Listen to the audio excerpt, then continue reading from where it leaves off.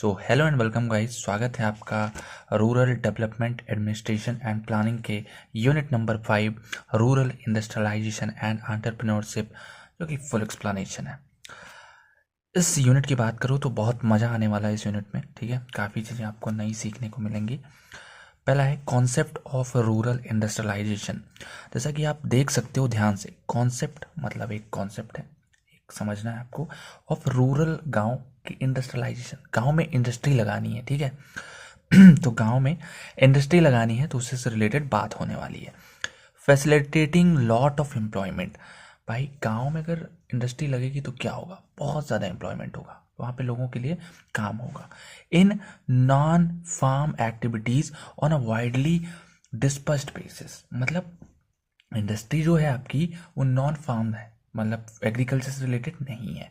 अब nearer to the place of living of the poor. तो पूरा पूरा रूरल इंडस्ट्रियलाइजेशन का मतलब क्या होता है, बहुत ज़्यादा से ज़्यादा एम्प्लॉयमेंट हो और नॉन फार्म एक्टिविटीज़ में एम्प्लॉयमेंट हो और गांव में ही हो, मतलब लोगों के घरों के पास, पुअर के एक्सेस में हो, उसकी पहुंच में हो। ठीक है, चलिए अगला पॉइंट देखते हैं। दूसरा है रूरल इंडस्ट्रीज।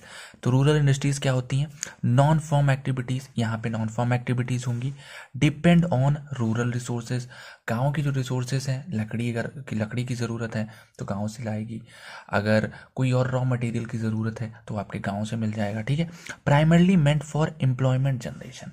तो इंडस्ट्रीज़ का प्राइमरली जो मतलब होता है वो क्या होता है कि एम्प्लॉयमेंट आपको जनरेट करना है। ठीक है, through effective utilisation of locally available resources, जो कि गांव में अवेलेबल है रिसोर्सेज, उनसे human power and technologies. Technology का यहाँ पे मिनिमम यूसेज की बात की जाती है गांव में। ठीक है, उसके रीजंस हम आगे देखने वाले हैं।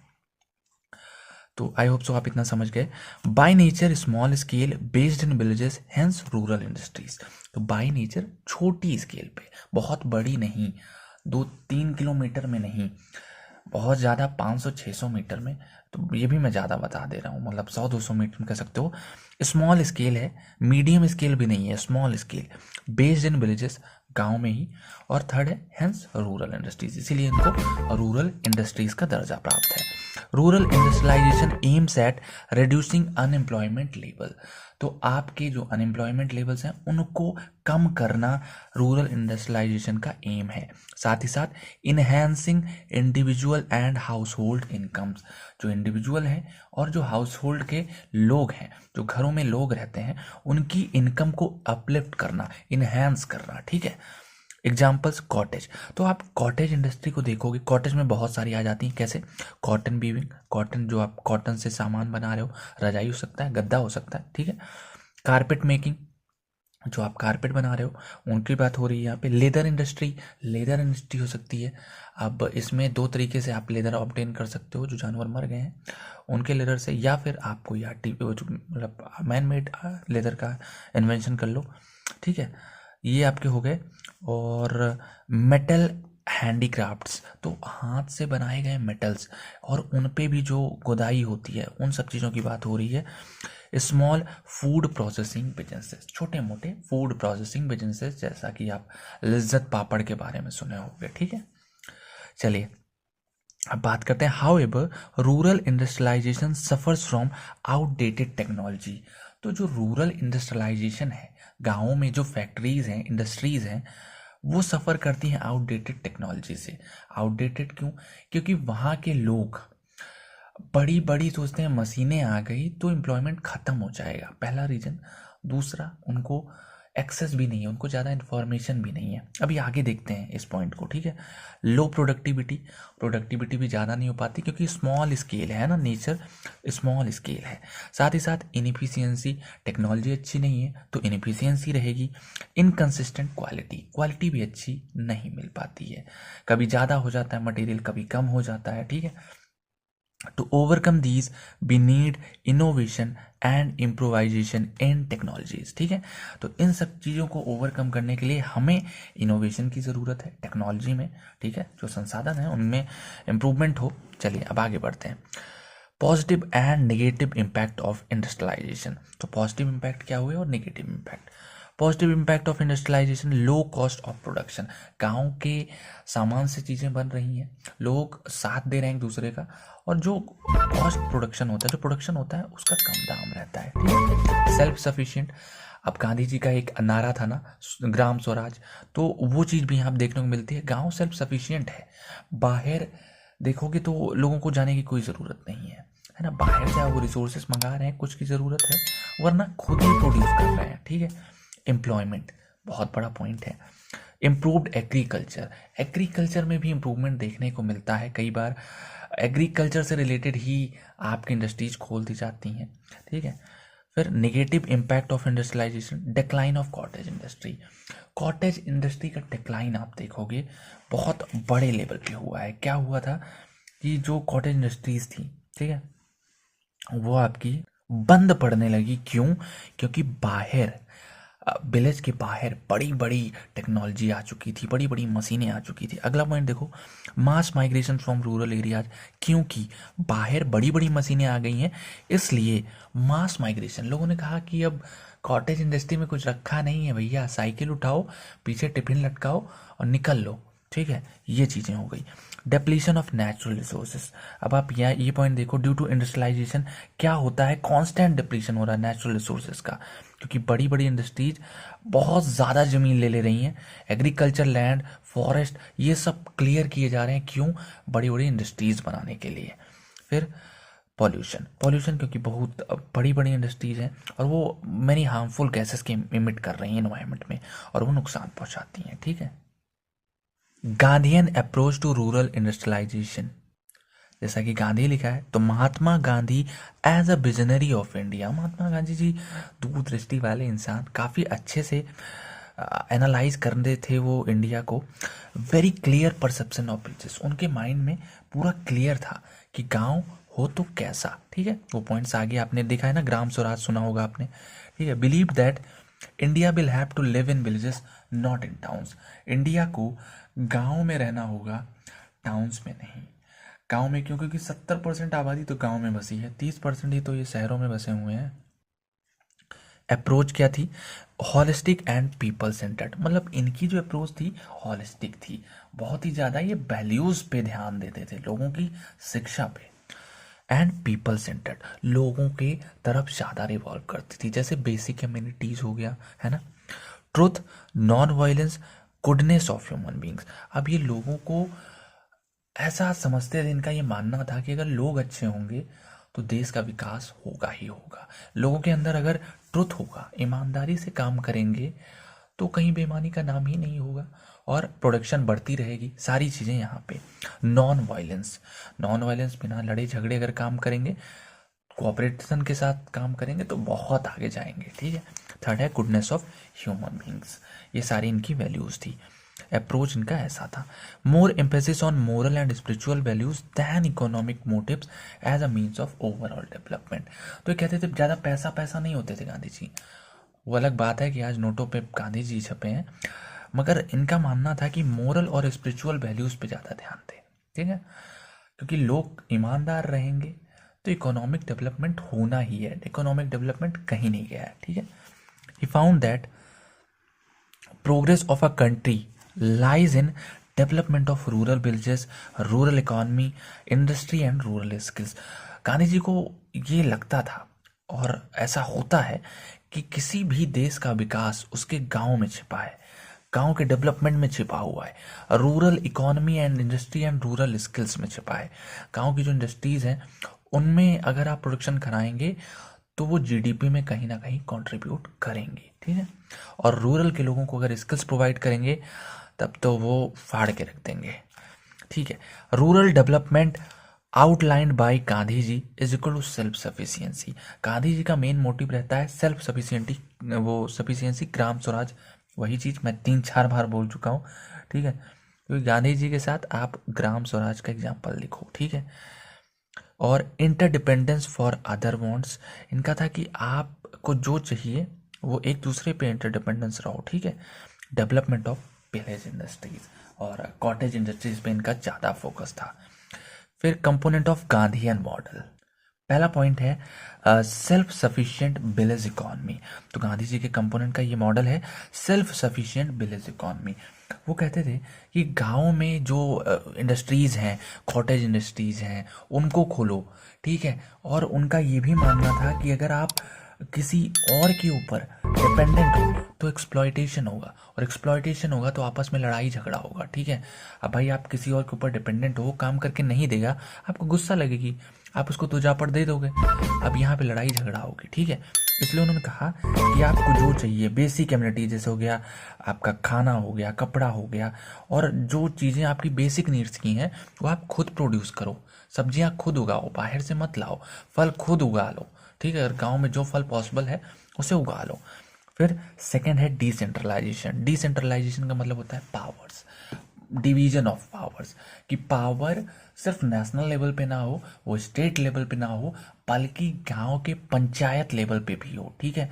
और उनका ही ये कहना था कि 5 साल के लिए एडल्ट जो पंचायत होते हैं उनको एडल्ट सेलेक्ट करेंगे, और 5 साल के बाद उनको जाना पड़ेगा पंचायत में क्या क्या होना चाहिए, legislative, executive and judicial function, सारे काम होने चाहिए, न्याय की व्यवस्था होनी चाहिए, साथ ही साथ एजुकेशन, हेल्थ और सैनिटेशन, ये 3 प्रॉब्लम थी गांधी जी की, एजुकेशन, हेल्थ और सैनिटेशन, ठीक। फिर पंचायती राज, उन्होंने गांधी जी ने कहा कि पंचायती राज होना बहुत ज़रूरी है गांव में, क्योंकि सब नहीं पहुंच सकते ना नेशनल लेवल पे या स्टेट लेवल पे। उन्होंने कहा पंचायती राज का इस्टेब्लिशमेंट होना चाहिए, वही 5 साल। और काफ़ी चीज़ें उन्होंने बताया कि इसमें भी हेल्थ, वही आपका पूरा कॉपी पेस्ट है, ठीक है, ऊपर वाले पॉइंट का। साथ ही साथ चौथा khadi and village industries. Gandhi ji khadi के बहुत बड़े फैन थे, ठीक है, खुद भी करते थे। और विलेज इंडस्ट्रीज के लिए उन्होंने कहा कॉटेज इंडस्ट्री लगाओ यहाँ पे। कॉटन इंडस्ट्री में बहुत सारी चीज़ें आ जाती थी, मैंने आपको पहले बता दिया है। कॉटन हो गया, वीविंग हो गया, हैंडीक्राफ्ट हो गया, ठीक है, ये सारी चीज़ें आपकी खादी में आ जाती हैं। ओके, अब अगला पॉइंट देते हैं कोऑपरेटिव्स। गांधी जी ने कहा कि कोऑपरेशन की बहुत ज़रूरत है, और उन्होंने कहा कि कोऑपरेटिव्स होने चाहिए किसमें, फील्ड ऑफ एग्रीकल्चर हो गया, प्रमोशन हो गया कोऑपरेटिव फार्मिंग का, और बहुत चीज़ें। उन्होंने कहा कोऑपरेटिव्स बहुत ज़्यादा हेल्प करने वाले हैं गांव के विलेजेस को, ठीक, गांव के विलेजेस को, व्हाट द हेल, मतलब विलेजेस को, ठीक है। और ट्रस्टीशिप की बात की, इन्होंने कहा कि आपको ये सारी पॉइंट्स आप पढ़ चुके हो क्योंकि सारे क्वेश्चंस रिलेटेड हैं, ठीक है। ट्रस्टीशिप, ट्रस्टीशिप मतलब कि जो पब्लिक प्रॉपर्टी है वो प्राइवेट के द्वारा ना ओन की जाए, ठीक है, पब्लिक पब्लिक रहे, ठीक है। ट्रस्टीशिप, इन्होंने कहा कि अगर कोई प्रॉपर्टी है ज़्यादा अमाउंट में तो वो ट्रस्ट पे हो, ये इनका मेन एम था। विलेज सैनिटेशन से आप क्या समझते हो, पहली चीज़ क्लीनिंग, ड्रेनेज सिस्टम हो प्रॉपर। तीसरी चीज़ डेफिकेशन के लिए आपके अच्छे से हर घर में वॉशरूम हो, ठीक है, ये चीज़ें इनका मेन मानना था। चलिए आगे बढ़ते हैं, और अगला क्वेश्चन है एप्रोप्रिएट, एक minute, technology for rural industries, ठीक है, appropriate technology for rural industries. तो गांव के लिए कौन सी टेक्नोलॉजी बढ़िया होगी। अब देखो 2 अप्रोचेस होती हैं किसके लिए, आपकी अप्रोप्रिएट टेक्नोलॉजी की। पहली होती है सोशल वेलफेयर अप्रोच, इसमें क्या होता है, mix of technologies is chosen that maximizes achievement of objectives of society. तो यहाँ पे अलग अलग प्रकार की टेक्नोलॉजी को मिक्स किया जाता है, अलग अलग मशीनें प्लांट करवाई जाती हैं जिनसे आपका जो अचीवमेंट हो मैक्सिमाइज हो सके और गांव के ऑब्जेक्टिव्स को फुलफिल कर सके। Second, concept difficult to operationalise, social objectives are not clearly specified and are in conflict. ये ज़्यादा सक्सेसफुल नहीं होता है, क्यों, क्योंकि गांव में अगर 2 तरीके की, सपोज कर लो 2 तरीके की मशीनें लगाई गई, एक कॉटन की है और दूसरी आप कह सकते हो बीविंग की है, या बीविंग तो थोड़ा और डिफरेंट कर देते हैं, तो उसमें क्या हो जाता है, सपोज करते हैं कॉटन और लेदर इंडस्ट्री, ठीक है, वो एग्जांपल्स थोड़ा सा कॉन्फ्लिक्टिंग था। तो अब कुछ लोग कहेंगे कि हम लेदर वाला ज़्यादा लेंगे या लेदर वाला ज़्यादा प्रोड्यूस करेंगे, कुछ लोग कहेंगे कि हम कॉटन वाला, जैकेट मान लेते हैं, कॉटन की जैकेट और लेदर की जैकेट। तो यहाँ पे कॉन्फ्लिक्ट आ जाते हैं, ठीक है।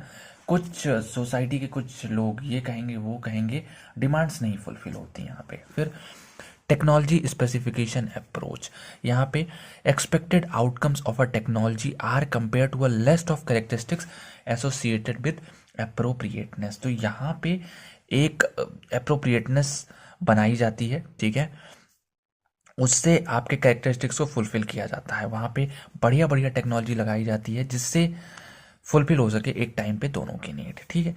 Characteristics defined in terms of socio economic impacts on poor in rural areas and environmental impacts. तो जो कैरेक्टरिस्टिक्स हैं, ठीक है, इनको डिफाइन किया जाता है किस टर्म में, सोशियो इकोनॉमिक इम्पैक्ट जो कि गरीबों पे हो रहा है, और साथ ही साथ इन्वायरमेंटल इम्पैक्ट्स भी, ठीक है। चलिए अब बात करते हैं हम लोग अगले टॉपिक की, जो कि क्या है, appropriateness of technology depends on. किसी भी टेक्नोलॉजी की एप्रोप्रिएटनेस किस पे डिपेंड करती है, हाउ इट इज़ यूज्ड, उसे कैसे यूज़ किया जा रहा है, what it is use to produce, उस मशीन से क्या प्रोड्यूस किया जा रहा है, who gains and loses as a result of production and consumption. भाई क्या फ़ायदा हो रहा है, किसको फ़ायदा हो रहा है, क्या नुकसान हो रहा है, किसको नुकसान हो रहा है प्रोडक्शन से और कंजम्पशन से, ठीक है।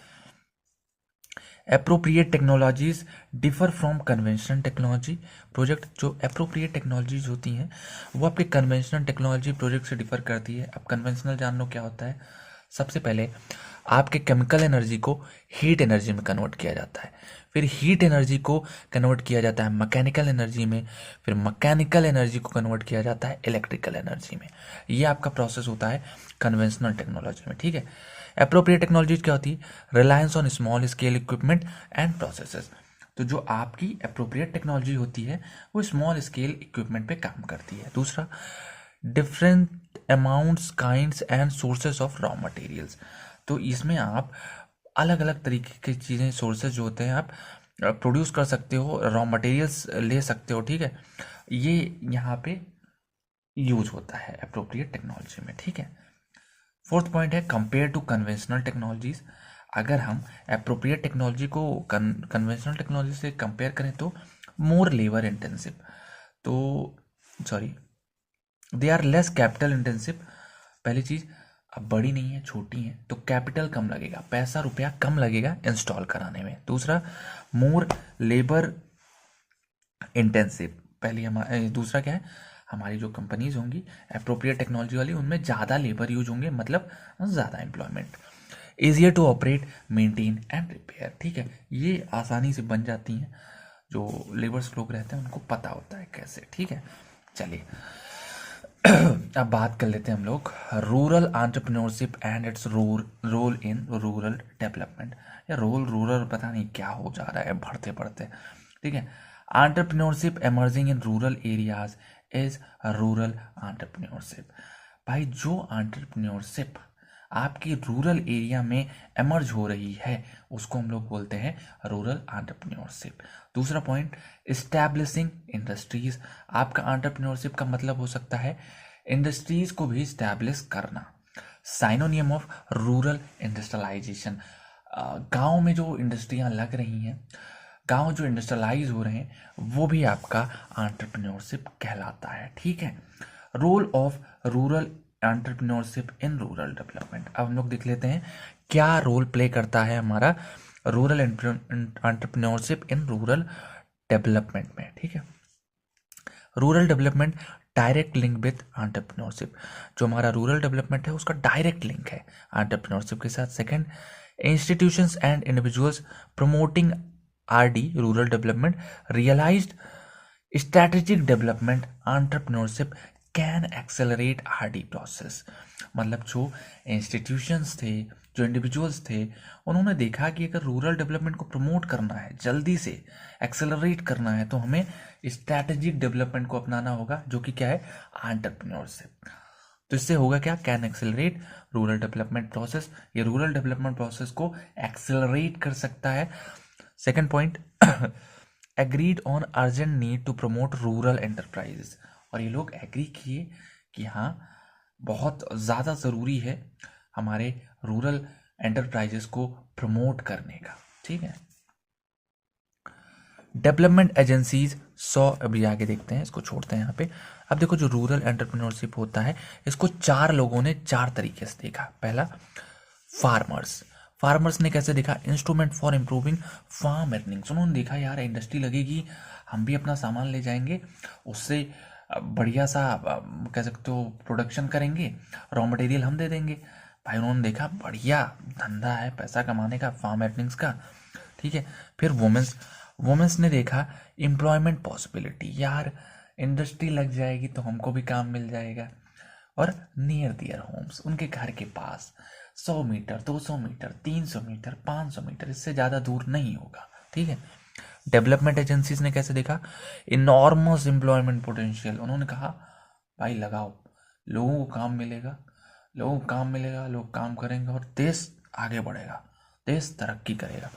पॉलिटिशियंस ने देखा प्रिवेंट रूरल अनरेस्ट, मतलब यार जो गांव के लोग हैं उनको अगर काम में उलझा देंगे तो लड़ाई झगड़ा कम होगा, है ना। रूरल अनरेस्ट का मतलब यही है कि गांव में लड़ाई झगड़ा कम होगा। चलिए आगे बढ़ते हैं। वो कहते हैं ना खाली दिमाग शैतान का घर, इसीलिए काम करेंगे तो थोड़ा उनकी बत्ती चलेगी।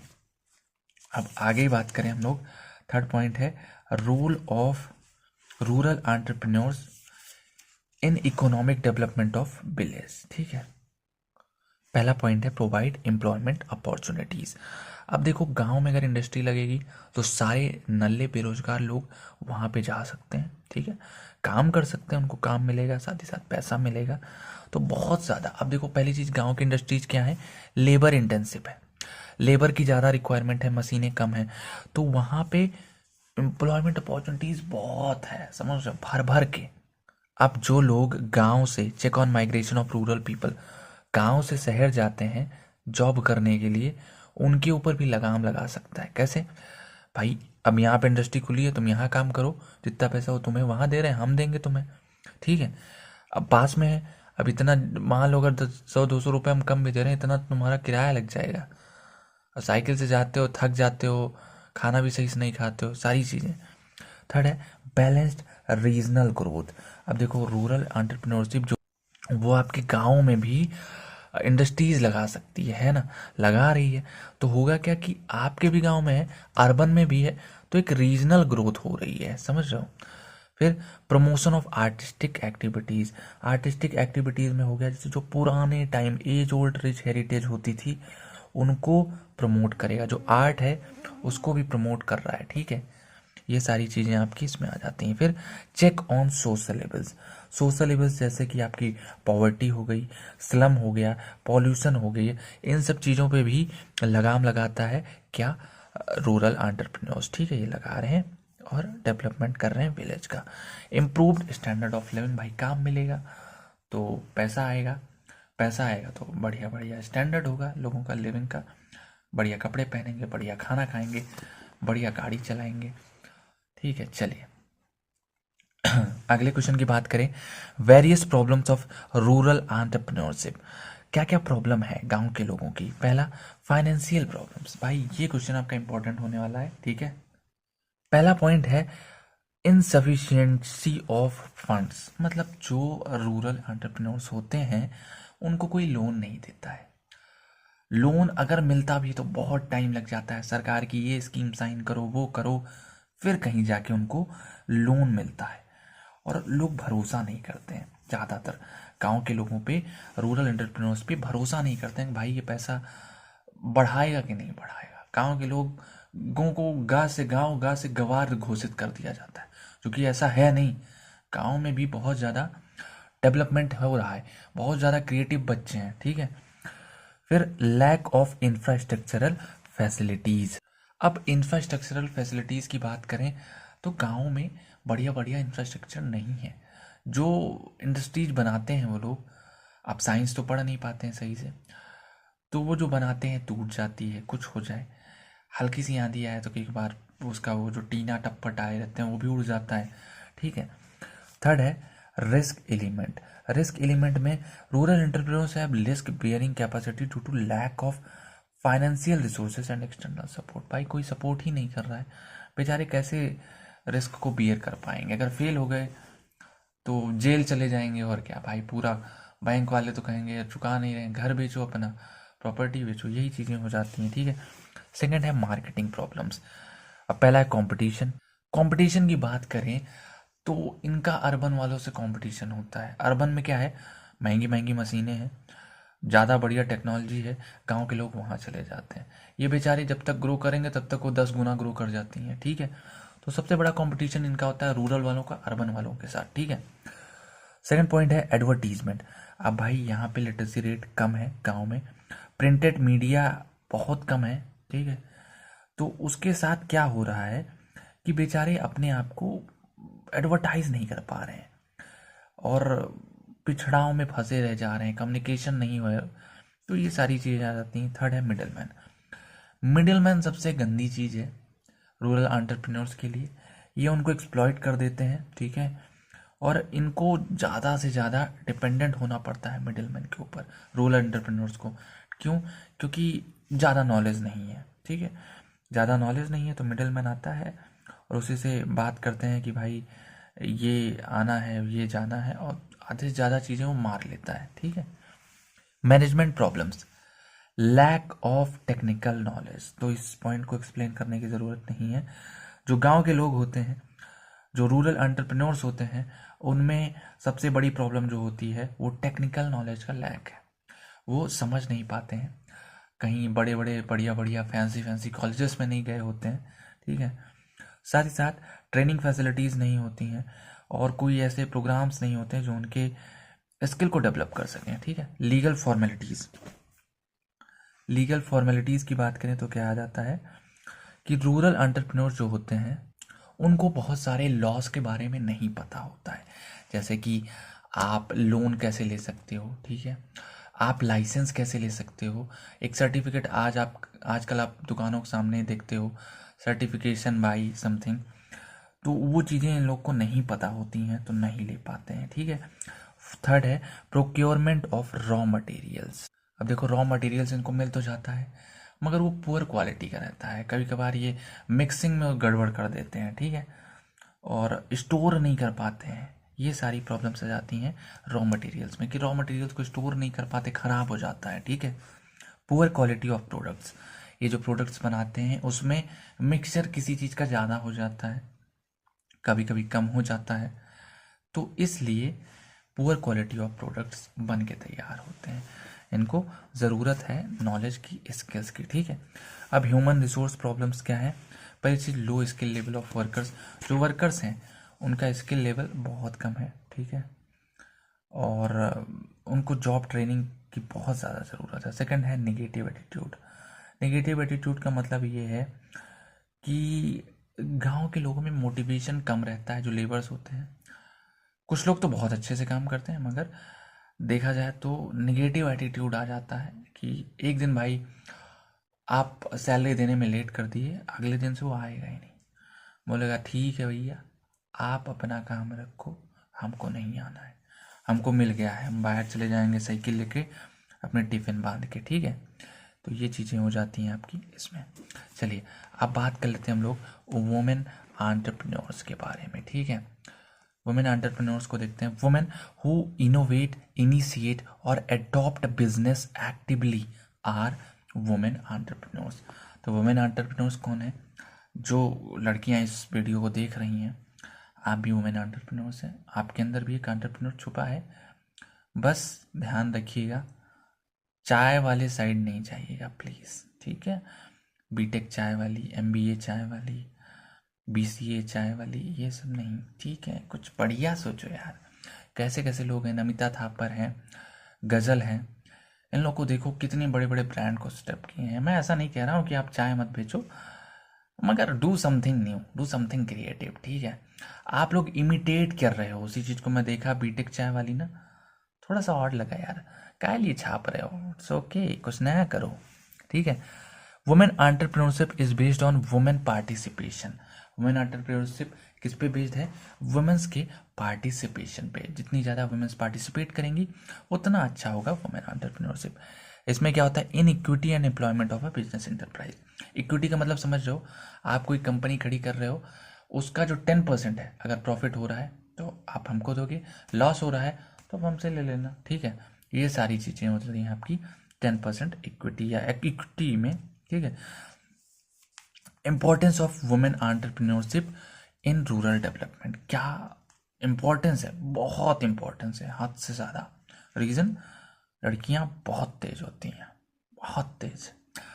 Rural women vital development agents, ठीक है, rural women vital development agents होती हैं, can play a significant role, और ये एक सिग्निफिकेंट रोल प्ले कर सकती हैं कहाँ पे, in economic development of village, provided they should have an equal access to productive resources, opportunities and public services. भाई शर्त इतनी है कि आप अगर उनको इक्वल एक्सेस दे रहे हो प्रोडक्टिव रिसोर्सेज की और अपॉर्चुनिटीज़ की इन पब्लिक सर्विसेज, भाई साहब वो आपकी प्रोडक्शन को डबल और 4 टाइम्स कर देंगी, क्योंकि दिमाग ही उनका ऐसा होता है यार, बहुत तेज होती हैं, ठीक है। अब वो लाइन है ना, हमारी छोरियाँ छोरों से कम है कि, exactly. Rural development will be sluggish if economic engine operates at half power. बहुत अच्छी लाइन है ये, क्या कि रूरल डेवलपमेंट धीमा पड़ जाएगा, स्लगिश, अगर economic engine operate at half power, अगर आधे पावर पे चलेगा। वो कहते हैं ना, स्त्री और पुरुष समाज रूपी रथ के 2 पहिए हैं। अब एक पहिया पंचर होएगा तो धीरे चलेगा ना, इसीलिए दोनों को ज़रूरत है सशक्त होने की और आगे बढ़ने की साथ में। इसलिए वुमेन्स को आप पावर दीजिए, ठीक है, और वो बहुत अच्छा करेंगे। Women entrepreneurs emerged important contributor involve in rural development. आपकी औरतें जो हैं, वुमेन एंटरप्रेन्योर्स, ये बहुत ही बड़ा रोल, बहुत ही बड़ा कंट्रीब्यूशन देती हैं किसमें, रूरल डेवलपमेंट में, और पुराने टाइम से देती आई हैं, ठीक। If women acquire skills they can impart entrepreneurship in outside world too. अगर वुमेन्स को आप स्किल्स प्रोवाइड करो तो वो आपके बिजनेस को इंटरनेशनल लेवल पे भी ले जा सकती हैं। The way they speak, the way they was the things is just awesome, ठीक है। This is the reason why women entrepreneurship has become serious discussion in rural development. यही रीजन है, उनकी सक्सेस को देखते हुए आप कह सकते हैं कि ये सीरियस डिस्कशन का मुद्दा बना रूरल डेवलपमेंट में। चलिए अब आगे बढ़ते हैं और देखते हैं फंक्शंस ऑफ वुमेन एंटरप्रेन्योरशिप्स, ठीक है। वुमेन एंटरप्रेन्योर्स के फंक्शंस देखते हैं। पहला, इंट्रोडक्शन ऑफ इनोवेशंस। आपको इनोवेशन करना है, नई नई चीज़ों को खोज करना है, ऐसे इन्वेंशन जो आपकी ज़िंदगी को आसान बनाए, आपकी ही नहीं बल्कि सोसाइटी की, बल्कि कंट्री की, बल्कि वर्ल्ड की। और इमिटेशन ऑफ इनोवेशंस। इमिटेशंस का मतलब वही, जैसे एक चाय वाला आया, उसके बाद सब लोग इमिटेट करने लगे। बीटेक एमबीए चाय वाला के बाद बीटेक से लेकर के जितने कोर्स होते हैं, भाई मैंने तो 12th चाय वाला देख लिया, 10th चाय वाला देख लिया। मैं यही सोच रहा हूँ भाई, तू पहले अपनी पढ़ाई पूरी कर ले, उसके बाद खोलो सेटअप स्टार्टअप। 10वीं 12वीं कर लो, एक कोर्स कर लो, उसके बाद शुरू करो। हाई स्कूल आपको देखना, कक्षा 1 चाय वाला ना आ जाए, मैं यही सोच रहा हूँ, ठीक है। Coordination, administration, control. आपको कोऑर्डिनेट करना है अच्छे से, एडमिनिस्ट्रेशन करना है, चीज़ों का देखभाल करिए, देखिए सही से, और कंट्रोल करिए, समझे। सुपरविजन एंड लीडरशिप, ये आपके अंदर क्वालिटीज़ होनी चाहिए अगर आप एक वुमेन एंटरप्रेन्योर हो तो। फोर्थ है, various challenges faced by women entrepreneurs in rural area, ठीक है। ये क्वेश्चन भी आपका मिलता जुलता है पुराने क्वेश्चन से, इसकी बात कर लेते हैं। तो पहला है जनरल ऑब्स्टिकल्स, जो कि अपॉर्चुनिटी रिकग्निशन है। अपॉर्चुनिटी रिकग्निशन का मतलब क्या है? अपॉर्चुनिटी रिकग्निशन का मतलब होता है कि जिस तरीके से आप एक आइडिया को अप्रोच करो, नई नई, अब औरतें ऐसा कम कर पा रही हैं, कर पा रही थी, क्यों?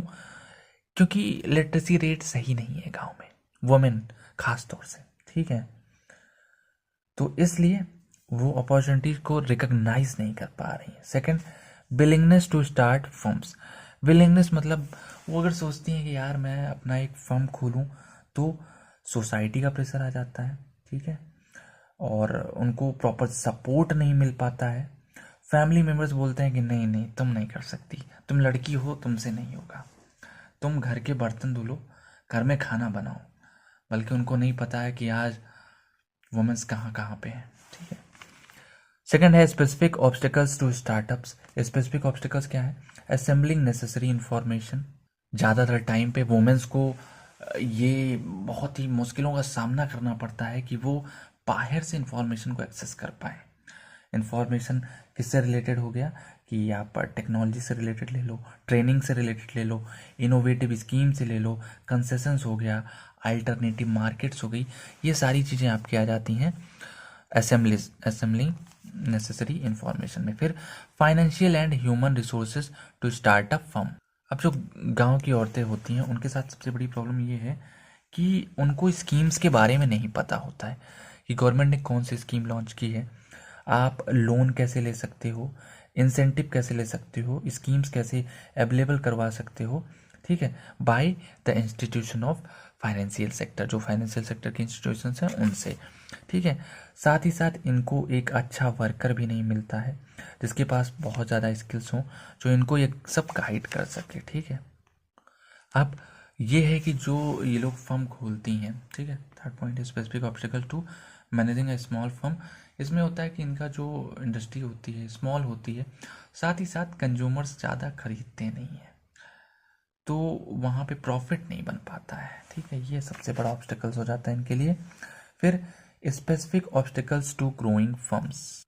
अब इसमें क्या है कि ये पहली चीज़ अपने घर वालों से लड़ती हैं एक फर्म को खोलने के लिए, सबसे पहली लड़ाई वहाँ होती है।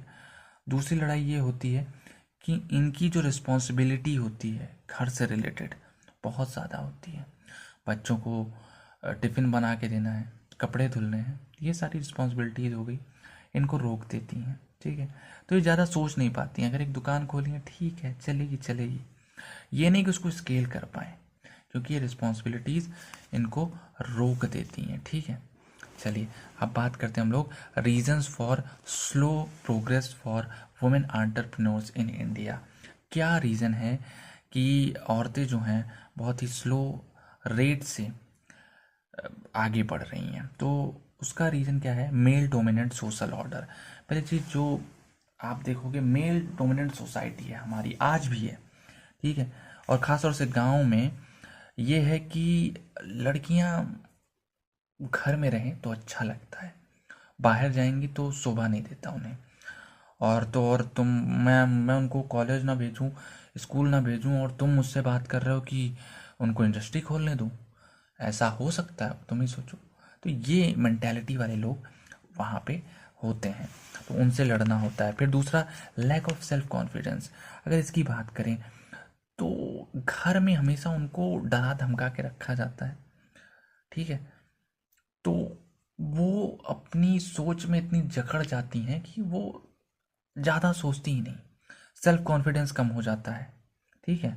फिर प्रोटेक्टेड लाइफ का भी वही सेम पॉइंट है कि इनको घर में ही रखा जाता है, ठीक है। इनको कम पढ़ाया जाता है, क्योंकि कम पढ़ाया जाएगा तो कोई अच्छा काम नहीं कर पाएंगे, इसलिए कंट्रोल में रहेंगी। ये सारी चीज़ें इनकी होती हैं, ठीक है। फोर्थ है सोशल प्रेशर। सोशल प्रेशर आप समझ ही रहे हो कि अगर आप कोई औरत कोई फैक्ट्री स्टार्ट करने जा रही है तो चार जो दादा ताऊ टाइप के लोग नहीं होते हैं, वो कहेंगे यह नहीं हो सकता, गांव ये कैसे इंडस्ट्री शुरू करेंगी, नहीं, यह गलत बात है, इनको घर में रहना चाहिए, उम्र हो गई है इनकी, 30-35 साल की हो गई हैं, जितनी ज़िंदगी जीनी थी जी ली, अब इनको घर में रहना चाहिए। तो कुछ दादा वादा ऐसे होते हैं, तो उनकी भी बात यहाँ पे की जा रही है। सोशल प्रेशर बहुत ज़्यादा होता है, ठीक है। फिर अगला है फैमिली ऑब्लिगेशंस। तो फैमिली के जो ऑब्लिगेशंस होते हैं, ठीक है, ये भी इनको सक्सेसफुल एंटरप्रेन्योर्स बनने से रोकती हैं।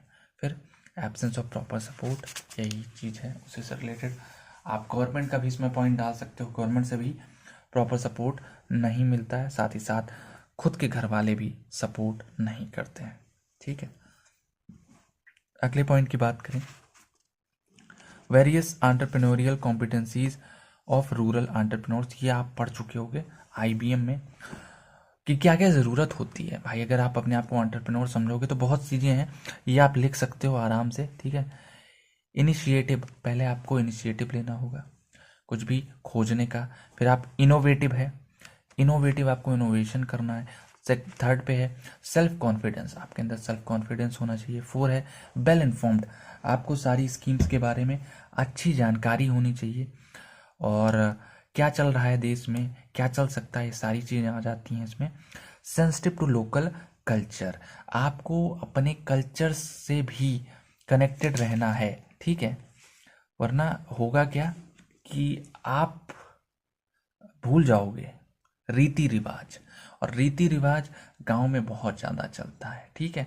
तो ऐसे रीति रिवाज को फॉलो करो, ऐसे फेस्टिवल्स को फॉलो करो जो गांव में आपके मनाए जाते हैं, ठीक है।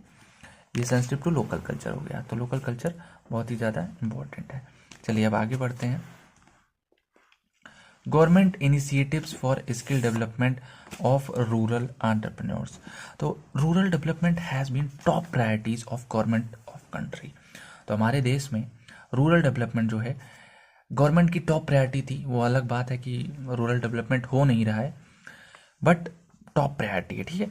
First skill development policy approved in 2009, जो पहली स्किल डेवलपमेंट पॉलिसी थी वो 2009 में अप्रूव हुई, पास हुई कि भाई ये बनना चाहिए। फिर जिसका फोकस क्या था, हार्नेस इंक्लूसिविटी, ठीक है, हार्नेस इंक्लूसिविटी और reduce divisions between male female rural urban organized unorganized, इन सब के बीच में रिड्यूस करे डिविजन्स को, ठीक है, कि कोई भेदभाव नहीं है।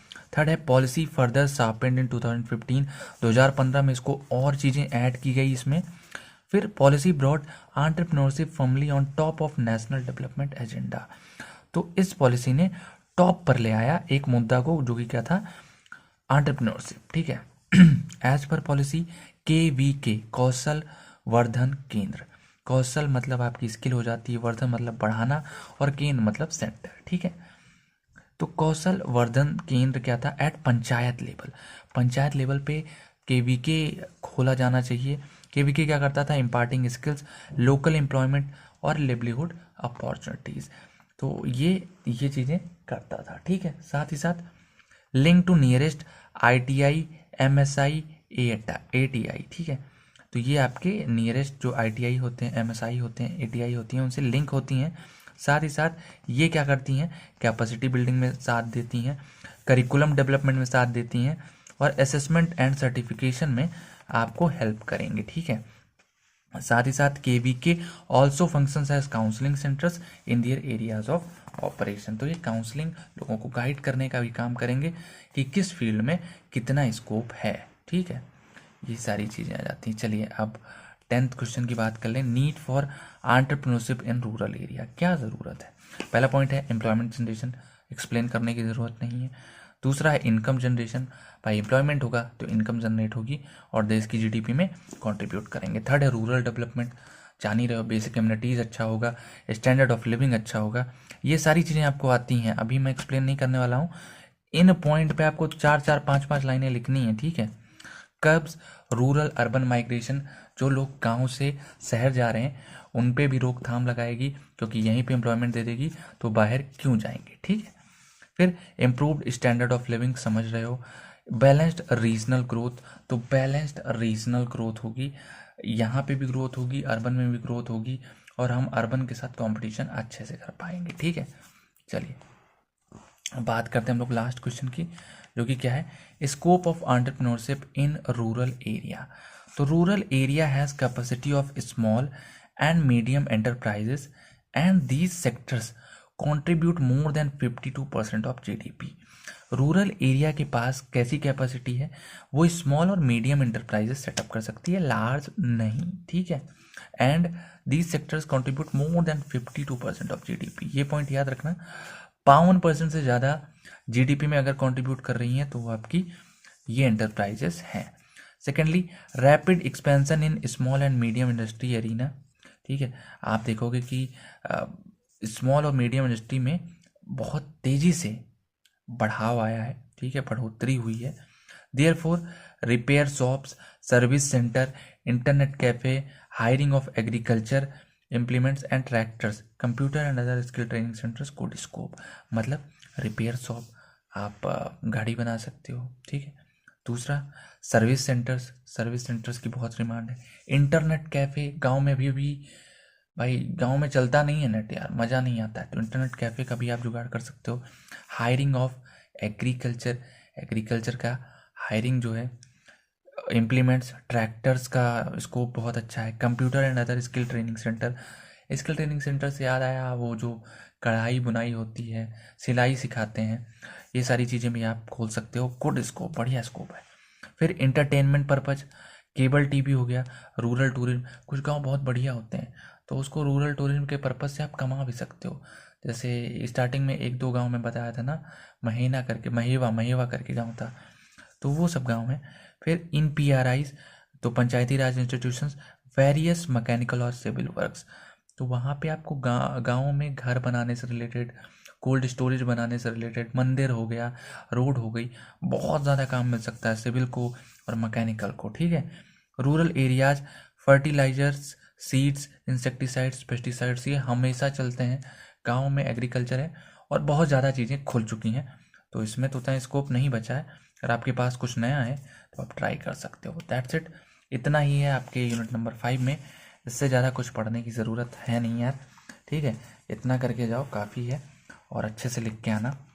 बाकी आपको अगर वीडियो पसंद आई है तो आप जान रहे हो आपको क्या करना है, पहले लाइक करना है, ठीक है, फिर नीचे कमेंट करना है एक बढ़िया सा, फिर शेयर करना है। कमेंट में आपको जो लगा, जैसा लगा वीडियो वैसा लिखना है, ठीक है, और शेयर करना है अपने दोस्तों के साथ। बस इतना ही। सब्सक्राइब तो आपने पहले ही किया है यार। चलिए, मिलते हैं आपसे फिर किसी वीडियो में, और मैं चाहता हूँ कि आप इसकी नोट्स के लिए लिंक मिलेगी आपको डिस्क्रिप्शन में, उस पर क्लिक करिए और आ जाइए सीधे टेलीग्राम पे, और वहाँ पे आपको इसकी नोट्स अच्छे से मिल जाएगी। चलिए मिलते हैं, फिर मिलते हैं आपसे। चलिए bye bye, love you and take care.